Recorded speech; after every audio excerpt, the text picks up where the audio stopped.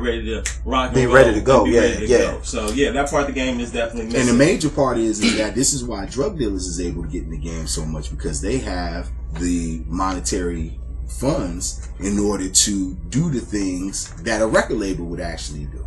Right. You see what I'm saying? Right, so right, these trash rappers out here who are telling you about their gangster stories and everything and hustling is funded by drug money. But it's, even with that though, they still can't get the money that we were able to get years ago. Of course, there's no $300,000 sign-up bonus. There's no cars. And there's no they have the initial startup money, and with that initial startup money, man, if you get you get the people to follow you, man, you know, you build your buzz. And initially, if you don't have the startup money, you literally can't do shit. You know what I mean? So the startup money, man, and if you go from neighborhood to neighborhood to neighborhood, you find the dope dealers of the neighborhood to neighborhood to neighborhood, and those dope dealers are actually funded the people that they believe is so-called hot. So they little homies from their hood. I got this bread, and I'm putting on my little homie from the hood. And that's pretty much that. And what has changed is because initially it was mafia cats that would get behind certain artists, and they would do the same thing. But now it's not necessarily mafia cats; it's your local neighborhood famous drug dealer that's doing it. Does the, I don't want to say dealer, but does the businessman own the artist? Yeah, for the most part. So are you willing to sell yourself that way? For an album. Certain people are selling their souls, because you got to realize is that when you're coming from nothing, the initial shortbread that you're offering, it seems like $1 million. It isn't until you get that short money and you find out what potential you did have to make greater that you realize, okay, now I want to get out of this deal or want to get out of this situation. But to a cat that's starving on the corner, you know, eating McDonald's every day is fine when you're starving, but after you done ate and you cool and you ate McDonald's all the time, you're like, oh wow, I could be going to Red Lobster. Right. Now, what can be done about the record labels, you know, just signing people who they want to make money like instantly. You know, they're looking for the next Jay-Z. They're looking for the next Kanye West. You know what I'm saying?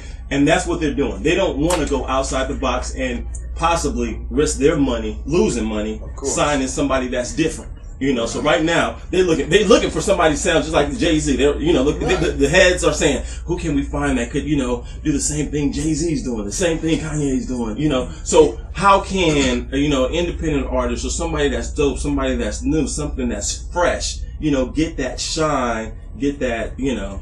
Well, there's avenues for you to push your music, man. And if you currently look, the computer, man, is one of the biggest ways to promote yourself, push yourself. It's this internet, but it's grind time. You know what I mean? It's not just, we're going to use the internet. It's a grind. It's something that I had to like really reestablish and learn in my life how to use and put it a part of my life. That Twitter, the Facebook, and not those particular accounts, but you have a lot of different accounts that you can, social sites you can open up on that computer, and you got to really work your you. We in an era right now, man, where the artists all to keep it real and we gonna do this as real as possible have been stooped down. And we at a point where the artist is actually in contact with the masses. You know what I mean? One-on-one. And that's what Twitter does for you. That's what the Facebook does for you. You know what I mean? But we in that area, and that time is now where you have to grind your own deal. You know what I mean? It's an investment for them, man. And so they're not looking for the creativity. They're looking for their money back on the dollar. You know what I mean? So, and then also, as far as record labels are concerned, that nobody wants to jeopardize their job risking something or something that's not familiar. Of course so not. all they want to do is regurgitate what's working already. Right. So if you're someone like somebody like us, have a fresh idea, like to the layman it sounds confusing. You hear Tabernacle MCz and you think gospel. The name of our first album is Aquarian Gospel Volume 1. So all the elements is there, like, okay, this is gospel music. Then they hear it and they like, oh, what is these cats on? Like, this ain't gospel. You know what I'm saying? But it is gospel, because when you define it, gospel just means unfathomable truth. Right. And as far as hip hop is concerned, this is what we're doing, the unfathomable truth. Preach. Right. Well, you know what? You know, we can go from the record companies and put an equal sign and put radio, you know, because they're, you know, partnered up pretty much. And, you know, radio definitely has changed.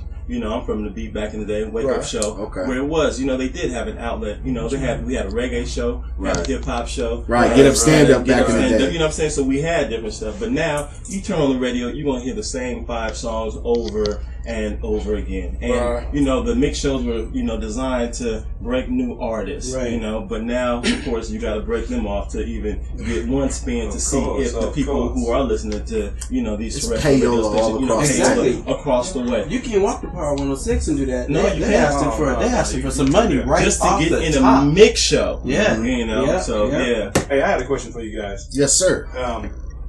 I know you guys have done some jobs in the industry, working for these labels and stuff like that. I know you guys have done some stuff as far as marketing, promotion, street teams. I know because I can tell because of the knowledge that you guys are dropping. Can you tell us some of the jobs that you've done, on the other side, working in the industry? Well, be honest with you, man. I used to be a DJ on Urban Soul. Oh, look at that.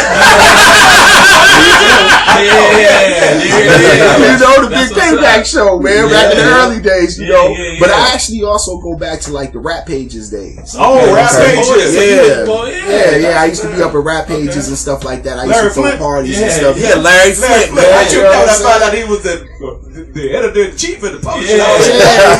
Rap Pages. I was associated with Rap Pages, but actually I've always been in the game as far as mainly as an artist. When I first got signed, my first song I ever put out, I wrote a song when I was 14 for the New Kids on the Block. Right. So that goes back to how far we need the royalties on those, man. I get it all the time. I just got to check the ASCAP the other day.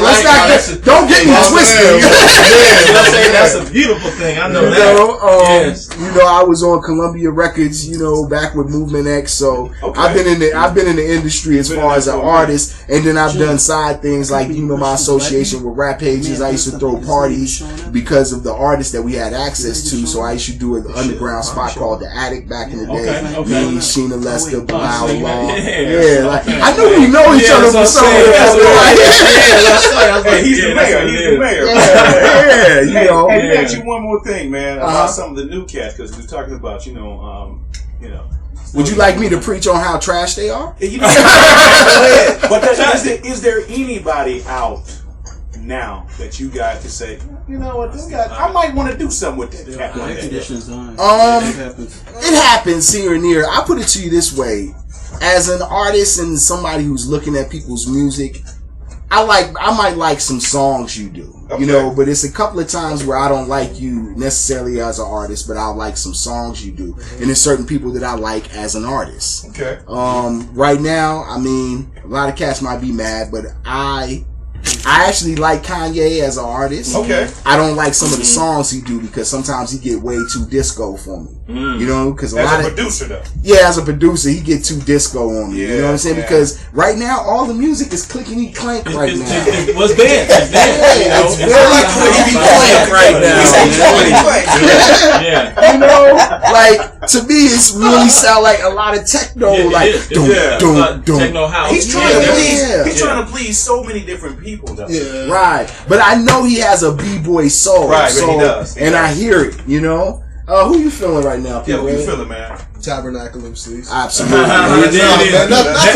That being said, we can go ahead and get into your first joint radio on Urban Soul Radio. Which one we want to play? Indies, just like the majors. Yeah. This is Indie Given Monday. Yes, sir. And we're about to get into the first joint right now. Y'all go ahead and intro that song. This one right here is Take It Back. We're going to get into Take It Back, man. This is a real special joint, man. Take it back.